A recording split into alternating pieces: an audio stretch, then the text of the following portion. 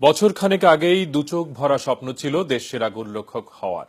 সাপ অনূর্ধ্ব 16 চ্যাম্পিয়নশিপ জয়ের নায়ক ফয়সাল আহমেদকে ঘিরে স্বপ্ন ছিল তার পরিবারেরও। কিন্তু বাফুফের উদাসীনতা আর সেই পরিবারের সচ্ছলতার কথা ভেবেই ফুটবল ছেড়ে যোগ দিয়েছেন পুলিশের চাকরিতে একজন কনস্টেবল হিসেবে। সুনামগঞ্জ প্রতিনিধি মাহমুদুর রহমান তারেকের পাঠানো তথ্যে ছবি নিয়ে ডেস্ক রিপোর্ট। এতটুকু স্যাক্রিফাইস করছি, কষ্ট করছি, পরিশ্রম করছি, যার কারণে আজকে এই সফলতা। স্বপ্ন দেখেছেন, স্বপ্ন দেখিয়েছেন। 2015 আগস্টে সাফ অনূর্ধ্ব 16 চ্যাম্পিয়নশিপ ফুটবলে যে রূপকথার গল্প লিখেছিল বাংলাদেশ, তার অন্যতম কারিগর গোলরক্ষক ফয়সাল আহমেদ। অথচ বছর না ঘুরতেই বাফুফের উদাসীনতা আর দারিদ্র্যের কষাঘাতে স্বপ্নের জলাঞ্জলি দিতে হলো ফয়সলকে।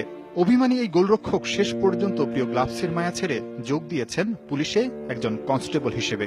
খারাপ লাগে যে ফুটবল খেলাইলো গিতে পেটো মাত নাই যদি হয় তার ফুটবল খেলায় কোন লাভ আছে, ওইটার লাগি তারা পুলিশের চাকরি দিয়েছি। অথচ দেশ সেরা গোলরক্ষক হবার সব প্রতিভাই ছিল সুনামগঞ্জের ছোট্ট ফয়সলের মাঝে। ম্যানচেস্টার ইউনাইটেড ঘুরে আসার অভিজ্ঞতা এখন শুধুই গল্প বলার স্মৃতি।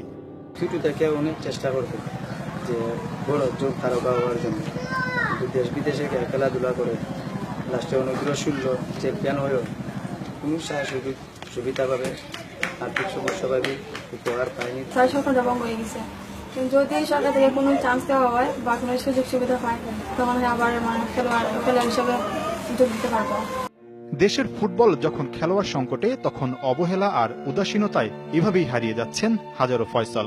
আর চোখের সামনেই প্রতিভার এমন মৃত্যু দেখেও যেন ভাবলেশহীন বাফুফের বড় কর্তারা। নাহিয়ান বিন জসিম, যমুনা স্পোর্টস।